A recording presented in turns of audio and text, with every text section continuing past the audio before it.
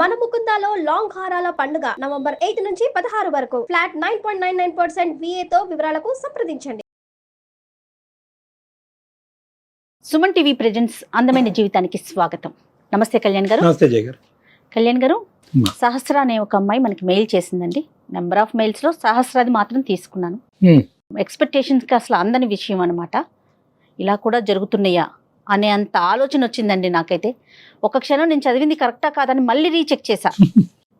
వెంటనే మీతో మాట్లాడించాలనిపించేసింది. ఒకసారి మాట్లాడతాను, కాల్ చేస్తాను.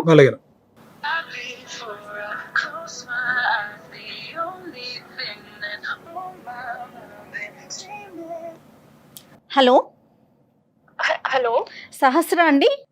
అవునండి. సుమన్ టీవీ అందమైన జీవితం ప్రోగ్రామ్ నుంచి కాల్ చేస్తున్నానండి. Hi madam. హాయ్ మా. నమస్తే. నమస్తే సహస్ర. మీ మెయిల్ రీసెంట్ గానే చూసాను కానీ వెంటనే మీతో మాట్లాడాలి, డెఫినెట్ గా డాక్టర్ గారి సలహా మీకు చాలా అవసరం అనిపించింది సహస్ర, నాకైతే పర్సనల్ గా. రైట్, ఒకసారి కళ్యాణ్ గారితో మాట్లాడండి. నమస్తే సార్. నమస్తే అమ్మా. పేరు సహస్ర అమ్మా? నా పేరు సహస్ర సార్. నాకు 24 years సార్ నాది ఏజ్. ఓకే, చెప్పమ్మా. నాకు చాలా చాలా గిల్టీగా ఉంది మేడం, చాలా బాధగా ఉంది అసలు. బాధపడకమ్మా, బాధపడకు. చెప్పమ్మా దేని గురించి గిల్ట్?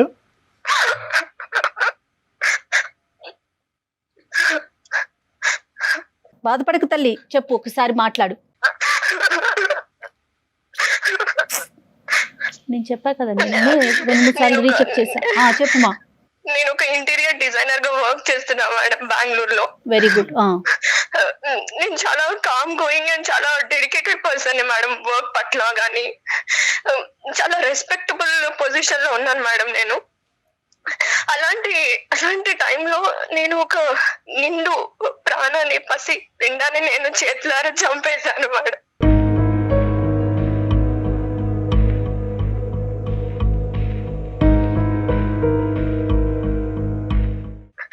ఒక పసి పిండాన్ని గ్రో అవ్వకుండానే చంపేశాను. ఒక చేత్తో ఒక రకంగా నులిపి చంపేసినట్టు చంపేశాను.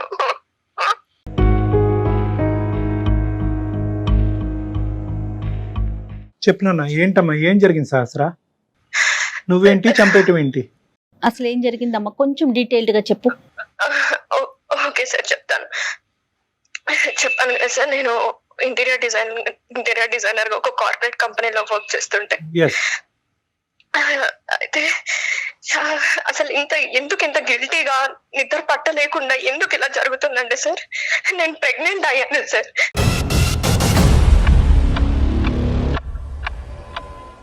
నాకు తెలియకుండానే, నా నోటీస్ లో లేకుండానే నేను ప్రెగ్నెంట్ అయ్యాను సార్.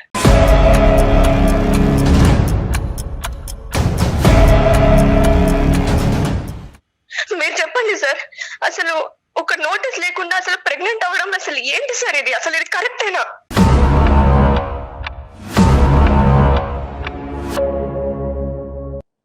కరెక్టా రాంగా కాదమ్మా, అసలు ఎలా జరిగింది? ఒక 4 days బ్యాక్ నేను క్యాబ్ లో వెళ్తున్నాను సార్ ఆఫీస్ కి. ఓకే. ట్రావెల్ చేస్తున్నా, డైలీ క్యాబ్ లోనే వెళ్తాను. వెళ్తుంటే సడన్ గా నేను క్యాబ్ లో ట్రావెల్ చేసినప్పుడు ఫెయింట్ అయ్యి కళ్ళు తిరిగిపోయి అక్కడే పడిపోయాను క్యాబ్ లో. ఆ విషయం నాకు కూడా తెలియదు. సో మా క్యాబ్ డ్రైవర్ సడన్ గా నన్ను తీసుకెళ్లిపోయి హాస్పిటల్ కి షిఫ్ట్ చేసేసాడు. అక్కడ హాస్పిటల్ కి వెళ్ళి అడ్మిట్ అయిన తర్వాత కొంచెం సేపటికి నాకు డాక్టర్స్ గానీ అక్కడ నర్సెస్ గానీ కంగ్రాచులేషన్ అని చెప్తున్నారు నాకు. ఏమైంది, నాకెందుకు కంగ్రాచులేట్ చెప్తున్నారు మేడం మీరు? What I have done? నాకెందుకు? నేను హాస్పిటల్లో ఉండడం ఏంటి, నేను కళ్ళు తిరిగి పడిపోవడం ఏంటి అని వాళ్ళని క్వశ్చన్ చేశాను. లేదమ్మా, ఇదిగో నీ రిపోర్ట్స్, ఇలా నీ బ్లడ్ శాంపిల్స్ మేము టెస్ట్ చేసాము, ఇదిగో నీ రిపోర్ట్స్, ప్రెగ్నెంట్ అయ్యావు, పాజిటివ్ వచ్చింది అని చెప్పారు. నేను పాజిటివ్ అవ్వడం ఏంటి? మీరు ఎవరి రిపోర్ట్స్ ఎవరికి తెచ్చిస్తున్నారు? Might be reports mismatch అయిపోయాయేమో, వేరే వాళ్ళ రిపోర్ట్ సినిమాలో చూపించినట్టు వాళ్ళ రిపోర్ట్ నాకు ఇచ్చారేమో, ఒకసారి చూసుకోండి అని వాళ్ళ మీద గోల పెట్టేశాను మేడం. లేదమ్మా, ఇది నీ పేరే, చూడు సహస్ర ఉంది, నీ ఏజ్ ఉంది, మీ క్యాబ్ డ్రైవరే అడ్మిట్ చేశారు. లేదు ఇది నాది కాదు అని నేను అక్కడ అల్లరి చేసేసి నేను ఇంకా వెంటనే రిటర్న్ అయిపోయాను నా రూమ్ కి.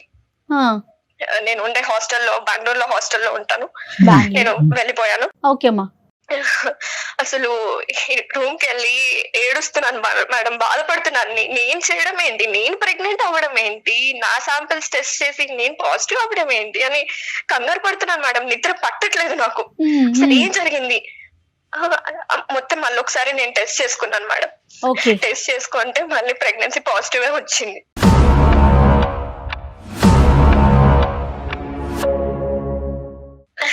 ఇది పక్కన పెడతా మేడం, యాక్చువల్ గా నేను వర్క్ చేసే కంపెనీలో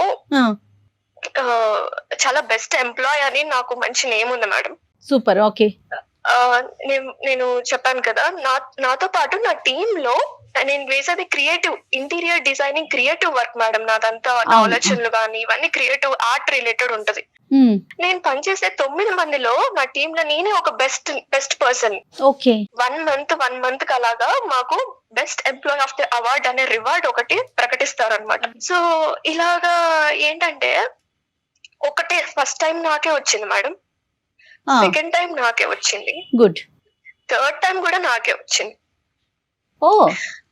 సో 3 times నాకే వచ్చింది. మా టీమ్ యాక్చువల్ గా మా బాస్ ఎలాంటి వాడంటే అందరు అమ్మాయిల మీద కన్ను వేయడం కంటే నా మీద కన్ను ఎక్కువ ఉండేది అతనికి.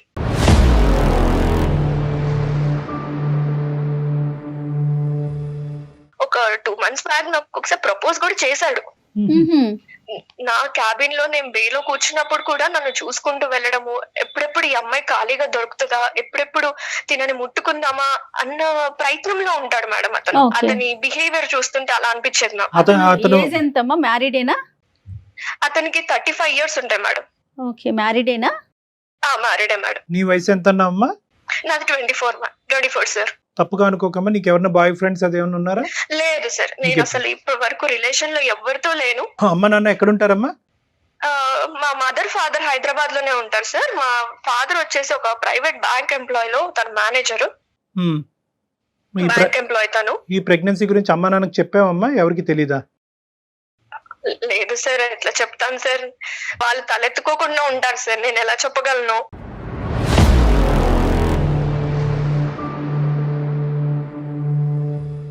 ఎవరితోనే షేర్ చేసుకున్నారా? మాకే ఫస్టా? మీకే ఫస్ట్ చెప్తున్నాను సార్, ఎందుకంటే నా బాధని చెప్పుకోలేక ఎవరితోటి, కొలీగ్స్ తో కానీ ఎవరితో చెప్పుకోలేక మళ్ళీ నన్ను డిగ్రేడ్ చేసి మళ్ళీ నన్ను వేలెత్తి చూపుతారని ఎవరికి చెప్పుకోలేదు సార్ నేను. ఈ బాస్ సంగతి కొద్దిగా చెప్పమ్మా. బాస్ ఎలా ఉంటాడంటే మేడం, నాతోటి చాలా ఎప్పుడెప్పుడు దొరుకుతుందా ఈ అమ్మాయి అన్నట్టు మాట్లాడతారు సార్. రైట్. ఓకే. ఎప్పుడు చూసినా బాస్ ని పొగడ్డం, ఆ భజన చేస్తూనే ఉంటారు వీళ్ళందరూ, మిగతా ఎంప్లాయీస్ అంతా, మీ టీమ్ మెంబర్స్ అంతా. ఎందుకంటే ఆ ఎంప్లాయీస్ మైండ్ సెట్ ఎలా ఉంటదంటే ఇంక్రిమెంట్ కొట్టేయాలి, ఒక నెక్స్ట్ ప్రమోషన్ కి వెళ్ళాలి, ఆ బాస్ హెల్ప్ ఉంటేనే కదా మనం వెళ్ళేది అన్న మైండ్ సెట్ తోటి ఎప్పుడు ఆయన చుట్టూ భజన చేస్తూ ఆయన లంచ్ కి తీసుకెళ్లడం, డిన్నర్ కి తీసుకెళ్లడం ఇలా చేస్తూ ఉంటారు మేడం. వీళ్ళు నాకు 1, 2, 3 థర్డ్ టైం వరకు ఇలా రివార్డ్స్ వచ్చాయి కదా మేడం. మాకు ఎలా ఉంటదంటే ఒక్కసారికి ₹1,00,000 ఇస్తారు మేడం, 1 lakh ఒక రివార్డ్ బోనస్. నా సాలరీ ఏంటంటే మేడం, నాకు 75,000 సాలరీ. ఓకే. నాకు బోల్డ్ అన్ని ఈఎంఐలు ఉన్నాయి. ఒక ఈఎంఐలకే నాకు 47,000 అయిపోతుంది మేడం. ఇంకా బెంగళూరులో ఉండడానికి ఖర్చులు అవన్నీ నేను చూసుకుంటాను, కొన్ని ఇంటికి పంపిస్తూ ఉంటాను. ఓకేమా. ఎంప్లాయీస్ అందరూ ఏమైపోయారంటే మేడం, వీళ్ళందరూ కలిసి సహస్ర ఒక మంచి పొజిషన్ కి వచ్చేస్తుంది, ఇంక్రిమెంట్ల మీద ఇంక్రిమెంట్లు వస్తున్నాయి అని జెల్లస్ పట్టుకున్నారు మేడం నన్ను చూసి. ఓకే. ఏంటి సహస్ర పార్టీ బాబా, నీకు ఫస్ట్ టైం వచ్చింది 1 lakh, సెకండ్ టైం వచ్చింది, థర్డ్ టైం హ్యాట్రిక్ కొట్టేసావు నువ్వు, అసలు నువ్వు చాలా గ్రేట్, నీకు 4 months సాలరీ కలిసి వచ్చేసింది, పార్టీ కావాలి మాకు, చాలా పెద్ద పార్టీ కావాలి, అసలు సరిపోదు మాకు ఇది అంటే, సరే పదండి లంచ్ కి వెళ్దాము, లంచ్ కి తీసుకెళ్తాను అని అన్నాను మేడం నేను. ఓకేమా. సో లంచ్ కి తీసుకెళ్దామా, లంచ్ కి మేము వెళ్ళమా ఏంటి, మేము బాక్సులు తెచ్చుకోలేమా మా ఇంటి నుంచి?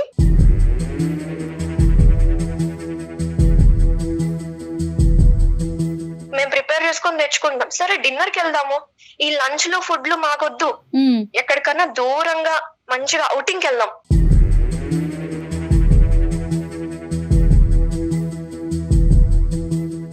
అవుటింగ్ అంటేనే నాకు అక్కడ కొంచెం తేడా కొట్టింది మేడం.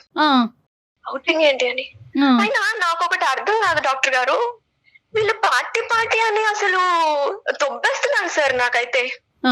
చిన్న అది వాళ్ళేమన్నా నా ప్రాజెక్ట్ వర్క్ లో అన్నట్టు హెల్ప్ చేశారా వాళ్ళు? అమ్మ వెరీ కామన్ కదా సహస్ర, ఇది ఇప్పుడు ఒక ఆఫీస్ లో మనం కలిసి వర్క్ చేసుకునేటప్పుడు ప్రతి చిన్న ఇన్సిడెంట్ కి అదొక అంటే గెట్ టుగెదర్ లాగా అన్నమాట.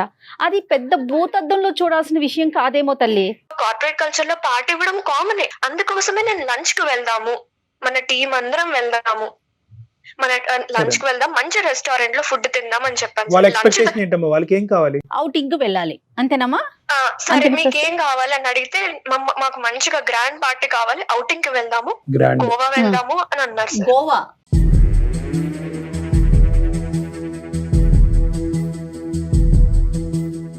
మేము బూస్ట్ చేయాలి, మేము ఆల్కహాల్ కన్స్యూమ్ చేసుకోవాలి, అక్కడ ఎంజాయ్ చేయాలి అన్నారు సార్. టీమ్ లో మొత్తం ఎంతమంది అంటే అమ్మాయిలు అబ్బాయిలు ఉన్నారమ్మా? అబ్బాయిలు అమ్మాయిలు ఇద్దరు ఉన్నారు మేడం. Okay okay. అనగానే నేను ఆల్కహాల్ తాగను కదా, బట్ నేను ఎలా వస్తాను అంటే, సరే నువ్వు ఆల్కహాల్ తీసుకోకు, మేము బూస్ట్ చేస్తాము, మీరు జస్ట్ కంపెనీ సహస్ర నువ్వు అంతే. నువ్వు తీసుకో కానీ మామూలుగా జనరల్ గా మీ పార్టీస్ లో ఆల్కహాల్ ఉంటదమ్మా? మద్యపానం ఉంటదా? ఉంటది సార్, ఉంటది. సో ఇదేం కొత్త ఏం కాదు. వాళ్ళు అడిగింది మాత్రం కొత్త ఏం కాదు. ఎటొచ్చి నువ్వు తాగవన్నది అందరికీ తెలుసు. నేను తాగను. నాతో పాటు నేను కొంచెం క్లోజ్ గా ఉండే ఒక అమ్మాయి ఉంటది నా పక్క క్యాబిన్ లో, కావ్య అని. ఆ అమ్మాయితోనే కొంచెం షేర్ చేసుకుంటూ ఉంటాను. అసలు నన్ను ఊపిరి ఆడలేవులేదు సార్. అసలు ఇంకా వచ్చేంత వరకు ఇంకా వాళ్ళు ఫ్లైట్ టికెట్స్ అన్ని వాళ్ళు బుక్ చేసేసారు. మేము ఇలా చేసేసిన తర్వాత నాకు స్క్రీన్ షాట్ పెట్టేశారు. Right, okay. So you are compelled to go అంతే. ఓవర్ నైట్ అమ్మా? ఓవర్ నైట్ స్టే అది? అవును sir, overnight stay. 2 days కి ప్లాన్ చేశారు సార్. వెళ్ళడము, అక్కడ ఒక రోజు స్టే చేయడం, మళ్ళీ రిటర్న్ అవ్వడము. సో ఇంకా నేను అక్కడ పార్టీ కల్చర్ లో కూర్చున్నాం సార్. వీళ్ళందరూ తాగుతున్నారు. అసలు ఆ గోవాలో అయితే నా కొలీగ్స్ అమ్మాయిలు అబ్బాయిలు అనే తేడా లేకుండా అందరూ తాగుతున్నారు సార్, నేను ఒక్కదాన్ని తప్ప.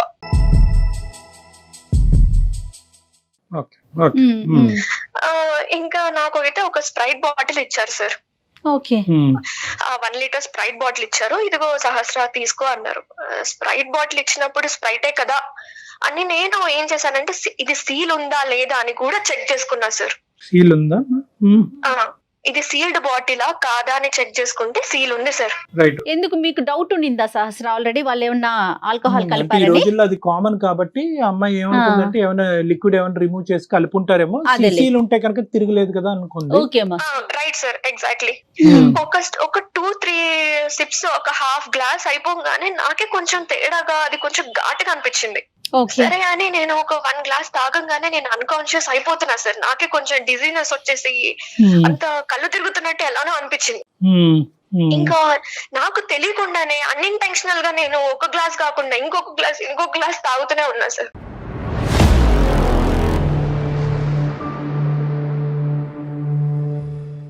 అలా నాకు వాళ్ళు ఇంటెన్సిఫై చేశారు సార్. అలాగా తాగిచ్చేలాగా, తాగు అన్నట్టు వాళ్ళు తాగుతూ నాకు పోస్తున్నారు.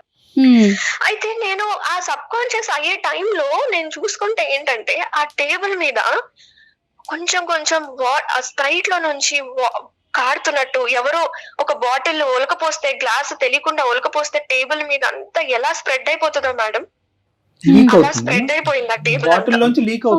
బాటిల్లో లీకేజ్ ఉంది.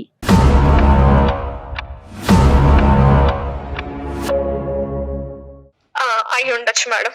మొత్తం ఆ టేబుల్ అంతా స్ప్రెడ్ అయిపోతుంటే నాకు అప్పుడు అదొకటి గుర్తుంది మేడం నాకు. ఇంకా నాకు తర్వాత ఏం జరిగిందో మేడం నాకు అసలు తెలియదు మేడం.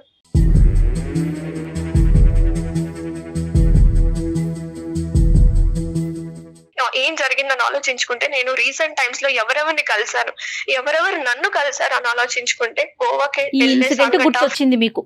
ఈ బాస్ కూడా వచ్చారమ్మా? నాకు తెలియదు మేడం, మీరు అన్నట్టు. అయితే నాకు కూడా ఇలాగే డౌట్ వచ్చింది మేడం, ఇలాగే బాస్ కూడా వచ్చాడా ఏంటి అని. అయితే నేను చెప్పాను కదా మేడం, నా పక్క బేలో ఉండే కావ్య అనే అమ్మాయి నాకు కొంచెం క్లోజ్ గా ఉంటది కాబట్టి నాకు జరిగిన తర్వాత వెళ్ళిపోయాను ఇంటికి. మొన్న వెళ్ళి తనని కలిసి చంపబెట్టి ఒక్కటి కొట్టేశాను మేడం గట్టిగా. అసలు ఏం జరిగింది నువ్వు చెప్తావా చెప్పవా, ఆ రోజు ఏం జరిగింది, నన్ను ఏం చేశారు, నేను తాగిన తర్వాత అన్కాన్షియస్ అయ్యి అక్కడి వరకే నాకు గుర్తుంది. తర్వాత ఏం చేశారు నన్ను చెప్తావా చెప్పవా అని బతిమలాడుకున్నాను మేడం. తర్వాత అమ్మాయిని, అమ్మాయి అసలు నోరిప్పట్లేదు, ఏం చెప్పట్లేదు మేడం అసలు. సో తనకి అంతా తెలిసేమో. తెలిసేమో అని నేను ఇంకా తన కాళ్ళు కూడా పట్టుకున్నా మేడం, చెప్పమ్మా ప్లీజ్ ఏమైంది అని. అప్పుడు తను ఓపెన్ అప్ అయింది మేడం నా బాధను చూడలేక. ఓకే. అవును సహస్ర, పార్టీకి వెళ్ళాము. తర్వాత నిన్ను ఒక రూమ్ కి తీసుకెళ్లారు, షిఫ్ట్ చేశారు.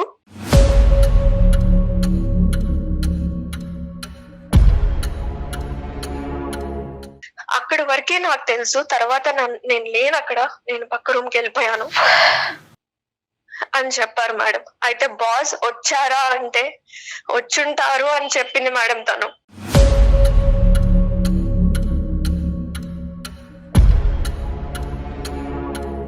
కదమ్మా, ఒక సీల్ తీనటువంటి బాటిల్ నుంచి ఎలా మిక్స్ చేస్తారమ్మా? నా అనుమానం అయితే ఆ టేబుల్ అంతా కారిపోయింది కాబట్టి సీల్ బాటిల్ అయితే అలాగే ఉంది సార్. కానీ ఏమన్నా ఇంజెక్ట్ చేసి ఉంటారనా? అయి ఉండొచ్చు సార్, ఇంజెక్ట్ చేసి ఉంటారు.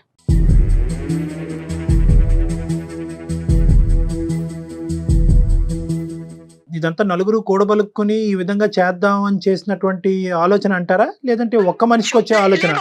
లేకపోతే బాస్ ఇనిషియేషన్ తీసుకొని ఇలా పార్టీ అడుగు వెళ్ళండి అని చెప్పుండొచ్చేమో సార్. ఐడియా ఒక్కళ్ళది అయ్యి ఉండొచ్చు, ఆచరించినటువంటి వాళ్ళు చాలా మంది అయ్యి ఉండొచ్చు అని అనిపిస్తుంది కదమ్మా. నాకు అనిపిస్తుంది సార్. అవును. రైట్. ఇది కాకుండా ఇంకేదైనా కొరిలేట్ చేసుకోగలుగుతున్నామా, లేదంటే ఎంత ఆలోచించినా కూడా ఈ ఒక్క సంఘటన బట్టే కొరిలేషన్ వస్తుంది? ఎందుకంటే ఇలాంటి పార్టీలు పదే పదే జరగవు నీ జీవితంలో. ఈ స్థాయి పార్టీ బహుశా ఇది ఒక్కటే అయి ఉంటుంది కాబట్టి. నాకు మీరు అంటున్నట్టు కోరిలేట్ చేసుకోవాల్సిన ఒక గెస్సింగ్స్ గానీ సజెషన్స్ గానీ ఎక్కడ కనిపిస్తున్నాయి అంటే సార్, ఆ అమ్మాయి దగ్గరికి వెళ్ళినప్పుడు అవును నిన్ను ఒక రూమ్ కి తీసుకెళ్లారు, ఇంకంతే, ఇట్స్ క్లియర్ అమ్మా. తీసుకెళ్లారు. అలాగే ఆ బాసే ఇనిషియేట్ చేసి ఉంటాడు, అతను కూడా గోవా వచ్చి ఉంటాడు సార్ డెఫినెట్ గా. నేనైతే అబార్షన్ చేయించేసుకున్నా సార్. ఎందుకంటే ఇంకా నా లైఫ్ ఏముండే సార్, ఇంకా నా లైఫ్ క్లోజ్ అయిపోయినట్టే. ఆ లోపల ప్రాణాన్ని నేను ఇంకా గ్రో చేస్తూ ఉంటే ఒక్కొక్క రోజు పోయే కొందికి, రోజులు గడిచే కొందికి ఇంకా నేనే డేంజర్ జోన్ లో పడుతున్నాను సార్.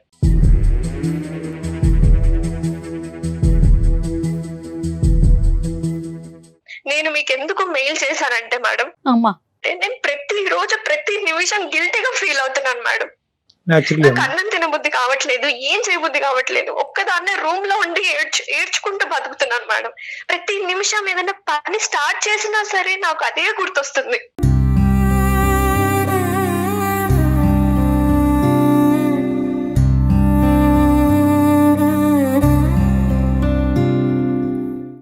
ఆ గిల్టీనెస్ అనేది నాకు లేకుండా మీరు ఎలాంటి సలహా చెప్పినా సరే నేను దాన్ని యాక్సెప్ట్ చేస్తాను సార్. ఎలాంటి సలహా చెప్పినా కూడా నిన్ను సేద తీర్చగలిగేటటువంటి ఇది లేదేమో అని నాకు అనిపిస్తుందమ్మా. బట్ స్టిల్ నేను ఒక అటెంప్ట్ అయితే చేస్తాను. ఎందుకంటే ఇక్కడ ఎంత కాదనుకున్నా కూడా మిక్స్డ్ ఇమోషన్స్. ఒకటి వద్దు అనుకున్నా కూడా ఒక పార్టీకి వెళ్ళటం, పార్టీలో ఒక అనూహ్యమైనటువంటి పరిస్థితుల్లో లిటరల్గా చెప్పాలి అంటే నిన్ను చేశారు. ఒకరు చేశారా, నలుగురు చేశారా అనేటటువంటిది అర్థం కానటువంటి దుర్భర పరిస్థితి. ఒకరు చేస్తే ఎంతమంది సహకరించారు అనేటటువంటి పరిస్థితి. సో ఇలాంటి రకరకాల ప్రశ్నలు, వేధింపులు, ఆలోచనల మధ్యలో ఈరోజు నువ్వు గర్భవతి అవటం అనేటటువంటిది ఆ పుండు మీద చాలా కారం జల్లినట్టు అయింది. గర్భవతిగా ఉండటానికి నేను సమాజంలో తలెత్తుకోలేను, నా తల్లిదండ్రులకి సమాధానం చెప్పుకోలేను. ఏ తప్పు చేయనటువంటి నేను ఈరోజు ఒక పసికొందును నేను భూప్రపంచం మీద తీసుకొచ్చి వాళ్ళకి ఏం సమాధానం చెప్తాను అనేటటువంటి ఆలోచనతో, నీకు ఇష్టం లేకపోయినా నిన్ను నువ్వు చంపుకోవటం అనేటటువంటిది ఇంకా ఈజీ ఏమో, అలాంటి ఆలోచనతో నువ్వు అబార్షన్ చేయించుకున్నావు. అది కూడా చేయడానికి ట్రై చేశాను సార్. కానీ నేను అంతా ఏదో సాధించాలి నా పేరెంట్స్ ఏమైపోతారు సార్, అది కూడా ఆలోచించుకుంటే.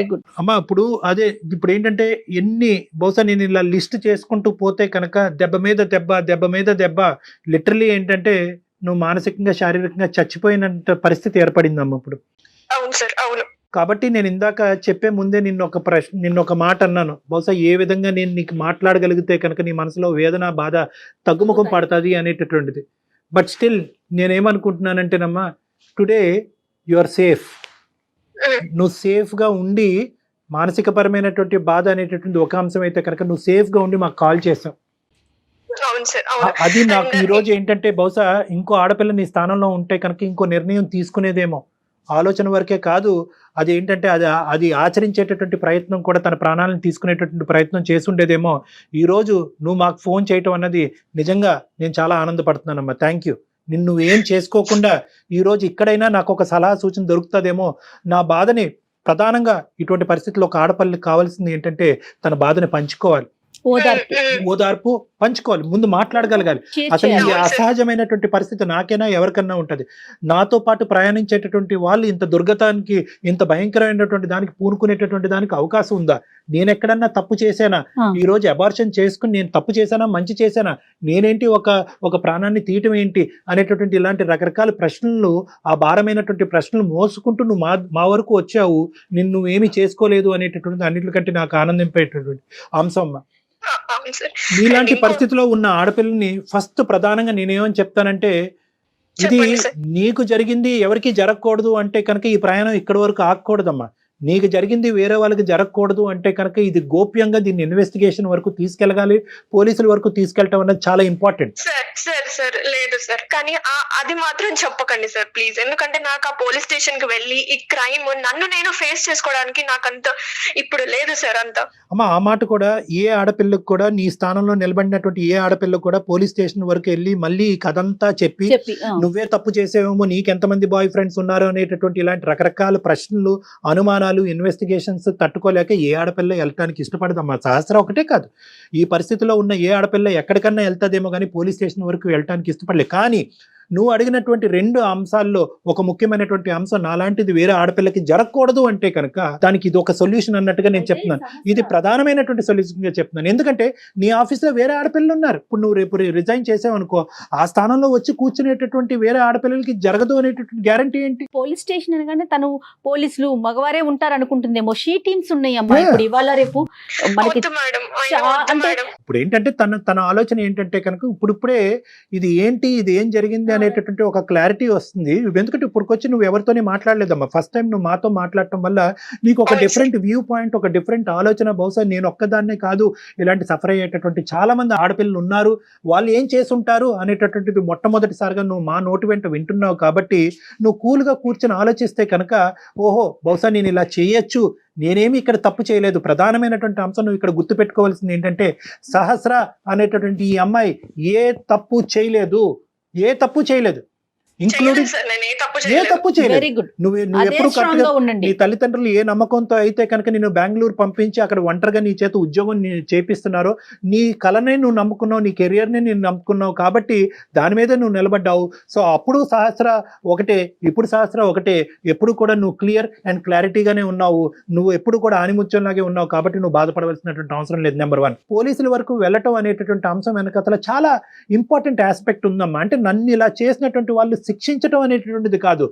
ఇలా చేయకపోతే కనుక, నువ్వు అలా నమ్మి ఆ దారిలో వెళ్ళకపోతే కనుక, రేపొద్దున వాళ్ళు ఏమనుకుంటారు, ఓ ఆడపిల్లలని అంటే కనుక మనం ఇలా వాడుకోవచ్చు.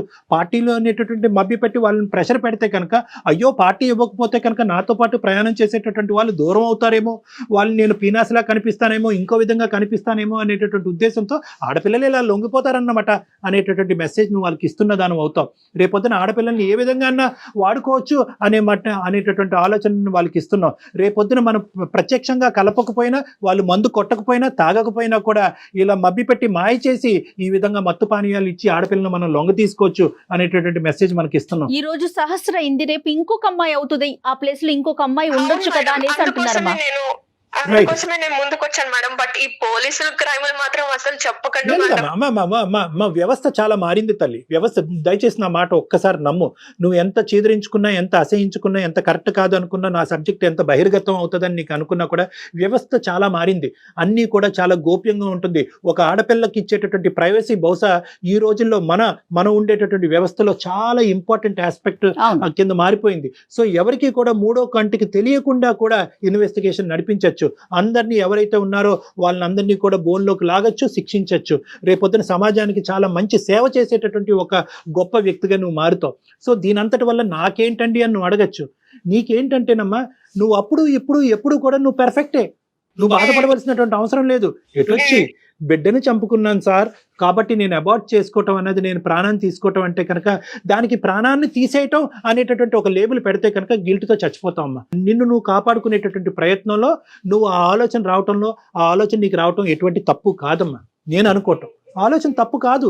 ఎందుకంటే కనుక ఈరోజు నీ తల్లిదండ్రులకు నువ్వు సమాధానం చెప్పుకోవాలి, సమాజానికి సమాధానం చెప్పుకోవాలి. రేపొద్దున పెళ్లి అనే భవిష్యత్తు నీకు ఉంది. రాబోయేటటువంటి భర్తకు నువ్వు సమాధానం చెప్పుకోవాలి. ఒక బిడ్డను తీసుకుని నడి సమాజంలోకి నువ్వు వెళ్తే కనుక ఈ సమాజం నిన్నేం గౌరవంగా చూడదమ్మా. నిన్నేమంటది అంటే, అదిగో ఏదో తప్పు చేసింది కాబట్టి ఈరోజు బిడ్డను ఎత్తుకుని తిరుగుతుంది, ఈ అమ్మాయి తప్పుడు మనిషి అని చెప్పి ఏ క్యారెక్టర్ అయితే కనుక నువ్వు నీ తల్లిదండ్రులు ఎప్పుడు కూడా కల్లో కూడా ఊహించుకోరో ఆ ముద్ర నీ మీద పడబోతుంది. కాబట్టి ఈరోజు నువ్వు సమయస్ఫూర్తితోనే ఒక ఆలోచన చేసావని నేను అంటున్నానమ్మా. ఒకప్పుడు నువ్వు అబార్ట్ చేసుకోకుండా మా దగ్గరికి వచ్చుంటే కనుక, తల్లి ఇది నీ ఇష్టం, నీ ఆలోచన బట్టి నువ్వు నిర్ణయం తీసుకో, మేము దాని మీద ప్రెషర్ చేయలేము, అలా చేయటం అనేటటువంటి చట్టరీత్యా వ్యతిరేకం అని చెప్పుండేవాళ్ళం. కానీ నువ్వు ఆల్రెడీ ఒక నిర్ణయం తీసుకుని దాన్ని ఆచరించావు కాబట్టి నువ్వు చేసినటువంటి దాంట్లో గిల్ట్ ఫీల్ అవ్వాల్సినటువంటి అవసరం లేదు. నిన్ను, నీ కుటుంబాన్ని, నీ ఫ్యూచర్ని కాపాడుకునేటటువంటి ప్రయత్నంలో నువ్వు తీసుకున్న నిర్ణయం కాబట్టి దాన్ని నేను తప్పుగా అయితే నేను భావించట్లేదు, ఆ విధంగా నేను చూడట్లేదు. ఇంతకు ముందు మీరు కాల్ చేయక ముందు కూడా నాకు అదే గిల్ట్ ఉంది సార్. ఇప్పుడు మీతో మీరు చెప్పే సలహా కానీ, మీరు నన్ను మోటివేట్ చేసే మాటలు కానీ నాకు కొంచెం ఇప్పుడు మనశ్శాంతిని ఇస్తుంది సార్. రిమూవ్ దట్ మాస్క్ అమ్మా. నువ్వేం తప్పు చేయలేదు. ఎటొచ్చి నీ ఎజెండా ఒక్కటే. నీ ఎజెండా ఈ రోజు ఏదన్నా ప్రైమరీ గారు ఈ రోజు మాట్లాడుకుంటే నాకు 0.5% కూడా 0.05% కూడా నాకు ఈ రోజు సహస్ర తప్పు చేసినట్టు నాకు అనిపించట్లేదు. ఇలాంటివి జరిగినప్పుడు గొంతు విప్పి మాట్లాడండి. మీ మనసులో ఉండేటటువంటి బాధని నీకు నచ్చినటువంటి వాళ్ళని చెప్పండి. ఒకప్పుడు అవకాశం ఉంటే కనుక నిన్ను ఇబ్బంది పెట్టేటటువంటి వాళ్ళని శిక్షించి రేపొద్దున వాళ్ళకి బుద్ధి వచ్చేటటువంటి విధంగా ఈ ప్రాసెస్ కంటిన్యూ అవ్వకుండా అరికెట్టేటటువంటి ప్రయత్నం కూడా మీరు చేయండి.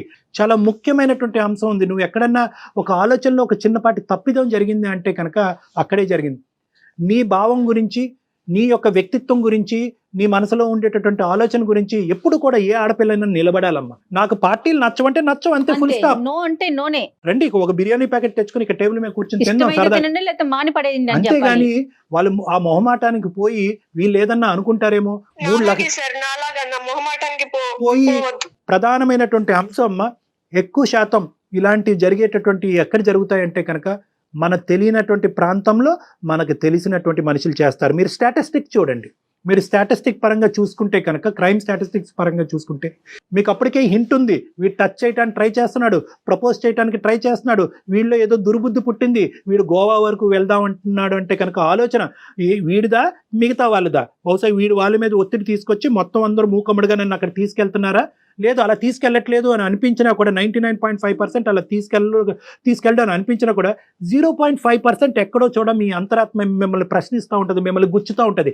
దాన్ని నమ్మండి. 0.5% డౌట్ వచ్చినా కూడా, అరే బాబు మీ పార్టీలకు ఒక దన్నం, నేను ఎక్కడికి రానురా, కావాలంటే ఇక్కడ తిందాము, నేను ఇలా వెళ్తున్నానంటే తెలిస్తే కనుక మీ అమ్మ నాన్నమే తోసేయండి. మా అమ్మ నాన్న నన్ను నరికి పోగులేస్తారు, నేను రాను, నాకు అది అలవాట్లేదు, అది మా సాంప్రదాయం కాదు, మా పద్ధతి కాదని చెప్పి కొట్టిపారు.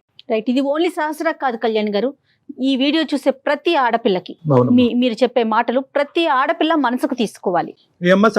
అందుకోసమే సార్ ప్రతి అమ్మాయి ఇలాంటి సిచ్యువేషన్, ఇది కాకపోయినా వేరే రకంగా, పార్టీ కాకపోయినా వేరే రకంగా ఫేస్ చేస్తున్నారు సార్. జరగకుండా ఉండాలి. అమ్మ, నీకున్న టాలెంట్, నీకున్న స్కిల్, నీకుండేటటువంటి బలాలకి నీకు ఎక్కడైనా కూడా రెడ్ కార్పెట్ వేసి జాబ్ వస్తారు. కాబట్టి తక్షణ కర్తవ్యం నువ్వు ఇమీడియట్ గా ఏంటంటే ఈ ఉద్యోగానికి రిజైన్ చేయి. ఉద్యోగానికి రిజైన్ చేసి వాళ్ళకి గుడ్ బై చేయి. ఎందుకంటే పదే పదే అటువంటి వాతావరణంలోకి నువ్వు వెళ్ళి వీడు చేశాడా అని ఆలోచించుకుంటే నీకు పిచ్చి పడుతుంది. నెంబర్ 2 ఏంటంటే అస్సలు ఎటువంటి సంకోచం లేకుండా, కావాలంటే మేము మొత్తం మన అందమైన జీవితం టీం మొత్తం అంతా కూడా నీ వెంటంటూ ఉంటారు, నీకు కావాల్సినటువంటి సపోర్ట్ ఇస్తారు. మనందరం కలిపి ఏ పోలీస్ స్టేషన్లో కంప్లైంట్ పెడదాం, ఆ పోలీస్ స్టేషన్లో మనం కంప్లైంట్ పెట్టి వాళ్ళందరినీ శిక్ష పడేటటువంటి విధంగా ఎవరైతే ఇందులో ఇన్వాల్వ్ అయ్యి ఉన్నారో, ఆలోచన వచ్చినటువంటి వాళ్ళు, ఆచరించినటువంటి వాళ్ళు, దాచిపెట్టినటువంటి వాళ్ళు, ముగ్గురిని శిక్షించాలి. మా దగ్గరికి రా, లేదంటే మా కాంటాక్ట్ నెంబర్ ఇస్తాము, నువ్వు మా దగ్గర రా, ఇంకా కూర్చొని మనం డిస్కస్ చేసుకుందాం. ఎందుకంటే మీ పేరెంట్స్ ఇందులో ఇన్వాల్వ్ చేయాలని నువ్వు అనుకోవట్లేదు కాబట్టి, నువ్వు మేజర్ కాబట్టి నీకు ఆ నిర్ణయం తీసుకునేటటువంటి హక్కు ఉంది. నీకు ఆ ధైర్యాన్ని నింపి అక్కడి వరకు తీసుకెళ్లేటటువంటి బాధ్యత మాది. సార్ నేను ఫస్ట్ దీంట్లో నుంచి, ఈ గిల్టీనెస్ లో నుంచి నన్ను నేను మనిషిలాగా చూసుకున్న తర్వాత నేను ట్రై చేస్తాను sir. Very good. You take your time, but this is the agenda. Okay sir, మీరు చెప్పిన సలహా నేను ట్రై చేస్తాను సార్. బట్ ఫస్ట్ అయితే నన్ను నేను కోలుకొనివ్వండి సార్. షూర్ అమ్మా, all the best. Very good. Sir ఇంకొక చిన్న మాట మీకు చెప్పాలనుకుంటున్నాను. చెప్పమ్మా చెప్పమ్మా, సహస్ర. చెప్పమ్మా. సారీ సార్, ఏంటంటే అసలు నా పేరు సహస్ర కాదు, ఎందుకంటే సెక్యూరిటీ పర్పస్ కోసం నేను అలా చెప్పాను sir. Of course, well done, very good అమ్మా, వి అప్రిషియేట్ దట్. దానికి అపాలజీ ఎందుకమ్మా? Thank you sir. All the best అమ్మా, గుడ్ లక్ అమ్మా, టేక్ Super. కేర్, బాయ్ అమ్మా, Thank you, జాగ్రత్త sir. అమ్మా, Bye, sir. Take Thank care you. Of yourself, bye, good luck, bye అమ్మా. Super కదండి. అంటే ఇది జరుగుతుందమ్మా, ఇది సమాజంలో ఈ రోజు సహస్ర లాంటి అమ్మాయిలు శతకోటి మంది ఉన్నారు. అవును, అవును. బయటికి రావాలి, ఈ రోజు నేరాలు ఆపాలి అంటే కనుక నేరం జరిగిన తను తర్వాత శిక్షించడం భయపడుతోంది కదా కళ్యాణ్జీ. Of course, ఎందుకంటే కానీ ఏంటంటే, మళ్ళీ నలుగురు వల్ల మళ్ళీ ఏమన్నా రేపు ఫ్యూచర్ లో ప్రాబ్లం రావచ్చేమో. కాకపోతే మనం అనుకున్నట్లుగా చట్టాలు చాలా గోప్యంగా తమ పని తాము Yes. చేసుకుంటూ పోతున్నాయండి. డెఫినెట్ గా మనం చట్టాన్ని గౌరవించాల్సిన పరిస్థితి ఉంది ఇక్కడ కూడా. రైట్. థ్యాంక్ యూ కళ్యాణ్ గారు. థ్యాంక్ యూ నమస్తే. జగన్.